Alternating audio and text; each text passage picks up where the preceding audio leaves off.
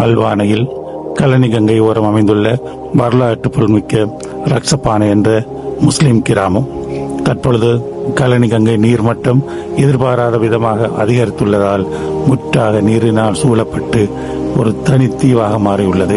போக்குவரத்துகள் முற்றாக துண்டிக்கப்பட்டுள்ளன. சுமார் 1700 பேர் உள்ளே உள்ளனர். 100 வீடுகளுக்கு மேல் நீரில் மூழ்கிவிட்டன. 60 வியாபார ஸ்தானங்களுக்கு மேலும் மூழ்கிவிட்டன. 600க்கும் மேற்பட்டோர் இடம்பெயர்ந்துள்ளனர். இந்த இக்கட்டான நிலையில் ரக்சபான ஜும்மா மஸ்ஜிதில் இருந்து அனைத்து 1700 பேர்களுக்குமான உணவு விநியோகம், சுகாதார நடவடிக்கைகள் மிக சிரமத்துக்கு மத்தியில் மேற்கொள்ளப்படுகின்றன. இயந்திர படகுகளிலும் நீந்தியும் சென்று பொருட்களை கொண்டு வந்து சமைத்து கொடுத்துக் கொண்டிருக்கின்றோம்.